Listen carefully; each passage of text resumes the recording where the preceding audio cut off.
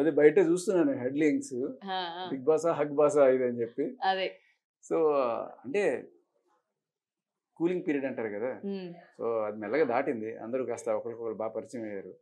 So దాని తర్వాత వచ్చిన సైడ్ ఎఫెక్ట్స్ ఇవన్నీ కూడా. అదే సో చాలా మంది జనాలు ఏంటంటే అంటే ముఖ్యంగా ఫ్యాన్స్ అనుకోవచ్చు, శేఖర్ భాషా గారి ఫ్యాన్స్. అరే ఇప్పుడు కానీ ఉండుంటే ఇట్లాంటి సిచ్యువేషన్ లో శేఖర్ భాషా గారు ఎలా హ్యాండిల్ చేస్తారు? ఆల్రెడీ ఎందుకంటే ఈ క్వశ్చన్ అడిగాను, బయట మీరు అబ్బాయిలకి అమ్మాయిల వల్ల అన్యాయం జరుగుతుంది అని చెప్పి ఫైట్ చేస్తూ ఉంటారు, మరి లోపల ఇద్దరు అబ్బాయిలు ఒక అమ్మాయి వల్ల అన్యాయం అయిపోయారు. ఆ సిచ్యువేషన్ లో మీరు కానీ ఉండుంటే ఫైట్ చేసే వాళ్ళేమో కదా. నాకు నిజానికి అంత పట్టించుకునేవాడిని కాదు, అసలు పట్టించుకోరా? ఎవడి గోల వాడిది. సరే వాళ్ళు ముగ్గురు కూర్చొని నలుగురు కూర్చొని, ఇప్పుడు ఎవరన్నా వచ్చి మనకి నాకు అన్యాయం జరిగిందని చెప్తే మనం చూస్తాం తప్ప, మనకి నచ్చలేదు అనుకో అక్కడి నుంచి వెళ్ళిపోతుండేవాడిని నేను.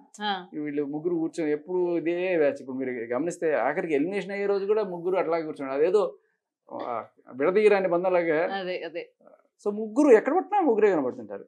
దీనివల్ల జనాల్లో మిగతా వాళ్ళ ఒక ఫీలింగ్ ఏంటంటే ఒక గ్రూపా, వీళ్ళని వీళ్ళు సేవ్ చేసుకుంటారు, వీళ్ళని వీళ్ళు సేవ్ చేసుకుంటారు. ఒక టీం కాకపోవచ్చు, ఏ టీంలో ఉన్నా కూడా సేవింగ్ అన్నట్టుగా. సో అది ఎందుకు కొంత డజంట్ గో వెల్. అండ్ తర్వాత అభయ్ అప్పుడప్పుడు అదే గ్రూప్ లో ఉండేవాడు, బట్ తర్వాత అందరితోనూ కలిసేవాడు. అభయ్ నిఖిల్ కూడా బాగానే, పృథ్వీ కూడా బాగానే కలుస్తాడు, కానీ ఈవిడ మాత్రం అక్కడ కూర్చొని ఉంటది ఎప్పుడు కూడా. సో వీళ్ళిద్దరు వెళ్ళి అక్కడ ఆవిడతో మాట్లాడడం, ఓదార్పు యాత్రలు ఇవన్నీ జరుగుతూ ఉండేవి. బయటకు వచ్చిన తర్వాత మీ ముగ్గురు మంచిగా రోస్ట్ చేసినట్టు అనిపించింది సార్ నాకు. మరి చేశారా రోస్ట్ అంటే? అదే కంటెస్టెంట్లు అందరి గురించి, ముఖ్యంగా వీళ్ళ గురించి బాగా రోస్ట్ చేసినట్టు అనిపించింది. అంతే. అభయ్కి ఏంటంటే బయటకు వచ్చిన ఇమ్మీడియట్ గా వచ్చినప్పుడు వేసిన ప్రశ్నల్లో వాళ్ళలా వీళ్ళలా అన్నప్పుడు నేను ఇంకా అంత కంటెంట్ చూడలే. అభయ్ కూడా నేను చూసినంత కూడా చూడలే బయటకు వచ్చినప్పుడు. నేనైనా ఒక రోజు ఖాళీ దొరికినప్పుడు అట్లా అంటే బయటికి ఇమ్మీడియట్ గా పంపించారు. ఒకరోజు ఒక హోటల్లో పెడతారు మనం, ఆ పెట్టినప్పుడు పొద్దు నుంచి సాయంత్రం దాకా అక్కడ యూట్యూబ్ ఉంటే నేను పెట్టుకొని చూస్తున్నా ఎవరు ఏంటి అని చూసినప్పుడు, ఓకే ఇంత జరుగుతుందా మనం ఎప్పుడు చూడలేదే అని చెప్పి. ఈ సోనియా నిఖిల్ వీళ్ళ విషయంలో అంటే జరగడం అంటే కొంచెం క్లోజ్ గా ఉన్నారు, గడ్డలు పట్టుకునే వాడాలు, లేకపోతే ఇట్లా అండాలు, ఇవన్నీ చూస్తే సరే అంటే నేను ఏది తప్పు పట్టను.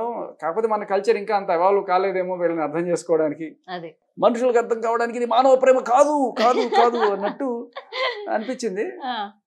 ఇంకోటి కూడా అనిపించింది అంటే అసలు సార్ ఫ్యామిలీ ఆడియన్స్ చూస్తారు, మనం ఒక షోలో ఉన్నాము అన్నది నిజంగా మీరు మర్చిపోతారా? నార్మల్ గా నేను అడుగుతున్నా. మర్చిపోతారు.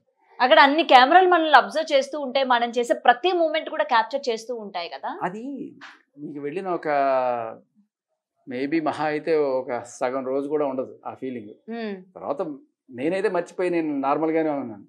కానీ కొంతమంది ఆల్రెడీ గేమ్ చూసి ప్రిపేర్ అయిన వాళ్ళు దా అని చెప్పి కెమెరా ముందే వెళ్ళి అది చేసేది ఉంటుంది. బట్ ఆల్ ద టైం ఉండదు ఆ సెన్స్ కూడా.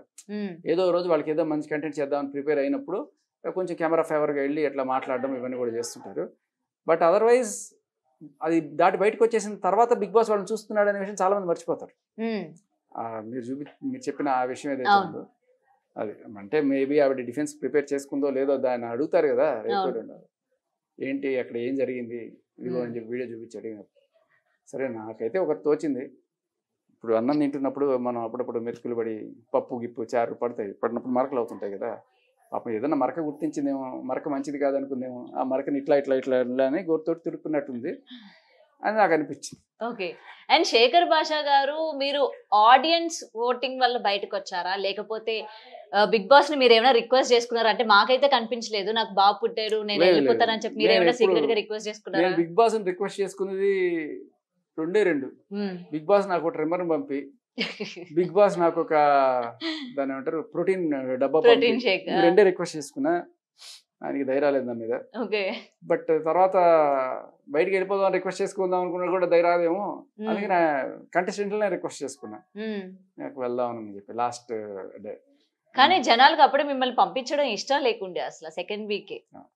అది నాకు తెలీదు, కానీ నాకు ఒకటి అనిపించింది, అంటే లాస్ట్ 2లో నేను ఉన్నాను అంటే ఓకే నన్ను జనాలు నచ్చలేదేమో నేను జనాలకి అని ఒక ఫీలింగ్ వచ్చినప్పుడు కొంచెం కాన్ఫిడెన్స్ డౌన్ అయింది. ఎందుకు అలా ఉన్నప్పుడు మనం ఇక్కడ పట్టుకొని ఏలాడడం ఎందుకు అని అనిపించింది. బట్ బయటకు వచ్చి చూస్తే ఇప్పటిదాకా అంటే ఏ కంటెస్టెంట్ కి రాని అంత బ్రహ్మరథం పట్టారు. అవును. బయటకు వచ్చి చూస్తే నేను నాటిన విత్తనాలు మొక్కలై ఇంత పెద్దవి అన్నట్టుగా అన్ని మీములు, ఆ జోకులు అన్నీ కూడా అసలు అమ్మో అసలు ఏంటి సార్ మీ జోకులు అసలు వినలేక సత్యం. అసలు ఏంటి ముందు వరకు మేము చూసింది వేరు కదా, శేఖర్ భాష అవును. గారు on fire. But Bigg Boss house లోకి వెళ్ళిన తర్వాత ఏంటి ఇంట్లో ఈ జోనర్ కూడా ఉందా, ఈ Twist. జోకులు ఏంటి? అంటే మీరు ఈ ఫైర్ ఎక్స్పెక్ట్ చేసి ఉంటారు బిగ్ బాస్ లో. అదే, బట్ ఈ అదే. యాంగిల్ నేను యాక్చువల్గా నేను వెళ్ళే ముందు ఇంటర్వ్యూస్ లో కూడా చాలా మంది చెప్పారు, మీరు చూస్తున్న ఇది నేను కాదండి, నేను ఎఫ్ఎంలోను లేకపోతే ఇంతకుముందు యాంకరింగ్ చేసినప్పుడు కూడా నేను చాలా సరదాగా ఉండే మనిషిని, ఫ్రెండ్స్తో ఫ్యామిలీతో ఉన్నప్పుడు కూడా ఇదే సరదాగా ఉంటుంది తప్ప ఇట్లా fire fire fire fire fire fire అలా ఉండదు అని చెప్పా. ఇంటర్వ్యూలో కూడా చెప్పా చాలా క్లియర్గా. నేను వెళ్ళేది కూడా ఓట్లేమని చెప్పండి అంటే, ఎందుకంటే ఓట్లు వేయడము బాగుంటే వాళ్ళే వేస్తారు, మనం ఏ రిక్వెస్ట్ చేసుకోవట్లేదు, మీరు చూసి ఎంజాయ్ చేయండి, నేను మంచి కంటెంట్ ఇవ్వడానికి ఎంటర్టైన్ చేయడానికి వెళ్తున్నానని చెప్పా. క్లియర్ కట్గా చెప్పాను నేను. ఎప్పుడైతే లాస్ట్ దాంట్లో పడిపోయాను అనిపించిందో, ఓకే జనాలకి మనం నచ్చలేదు ఏమో. కానీ ఇన్ని సీజన్స్ మీరు చూడలేదా? ఎప్పుడు కూడా టాప్ రేటింగ్ నుంచి కింద ఉన్న వాళ్ళని నాగార్జున గారు సేవ్ చేయరు. ఆ విషయం మీకు తెలియలేదా? మామూలుగా మనం ప్రతి వీక్ గా చూసుకుంటే సాటర్డే సండే వచ్చేసరికి మనం అనుకుంటాం కదా, ఫస్ట్ సేవ్ అయిన వాళ్ళు ఓకే ఓటింగ్ లో వీళ్ళకి ఎక్కువ ఉందేమో అని అనుకుంటాం. బట్ అది తప్పన్న విషయం మీకు తెలీదా? తెలియదు యాక్చువల్గా. మీరు అసలు చూడలేదు అంటే అంత నిశ్చితంగా పరిశీలించలేదు నేను. ఎప్పుడైనా బిగ్ బాస్ చూసేటప్పుడు నాకు తెలిసింది ఏంటంటే, ఏదో కొట్టుకుంటుంటారు, అటు ఇటు తిరుగుతుంటారు, బ్యాగులు వేసుకొని తిరుగుతుంటారు, ఏదో సరదాగా మాట్లాడుకుంటుంటారు. ఇదే కదా మనం ఇంకా బ్రహ్మాండంగా మాట్లాడతాం కదా, మనం మాట్లాడితే అసలు నవ్వులు అలా పూస్తుంటాయి అని చెప్పి అనుకొని అదే అనుకున్నాను తప్ప, ఈ ప్రతిదానికి పాయింట్లు తీయాలి, పక్కన వాళ్ళు తప్పులు ఎతకాలి, ఈ ఆలోచనే లేకుండా నాకు. ఎప్పుడైనా నన్ను ఎవడన్నా హర్ట్ చేస్తే నేను వాడికి వెంటనే రిటార్డ్ ఇస్తుండే.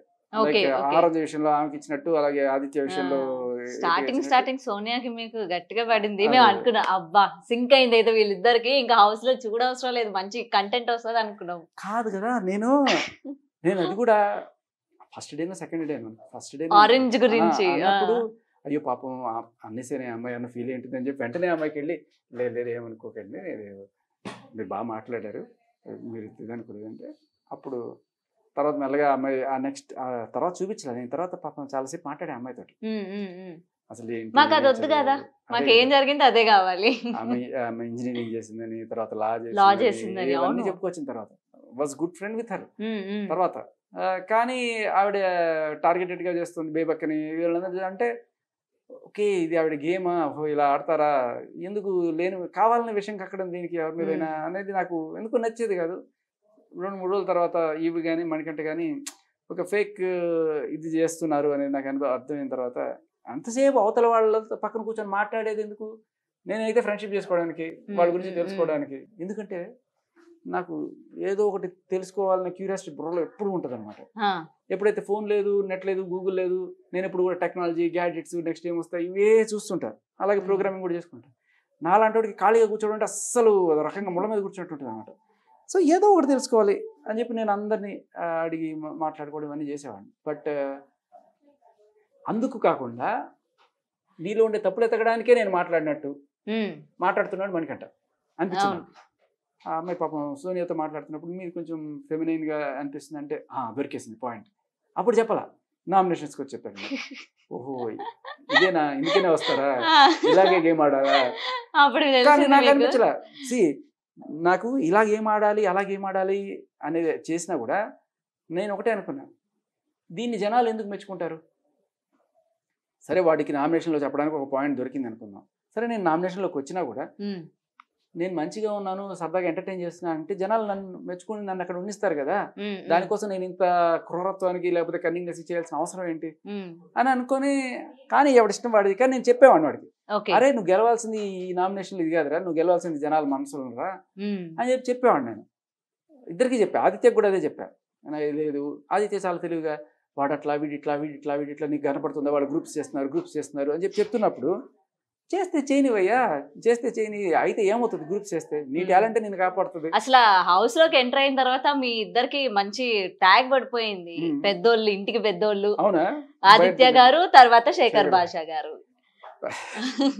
సో అన్ని చెప్పేవాడిని. బట్ ఆయన ఏంటంటే చాలా తెలివిగా వాళ్ళ మీద నాకు ఒక నెగిటివ్ ఇంప్రెషన్ క్రియేట్ చేసి, నేను వాళ్ళని నామినేట్ చేస్తే ఈయన నన్ను నామినేట్ చేసుకుంటాడు. ఆయన ఎవరికి శత్రువు కాడు మళ్ళీ.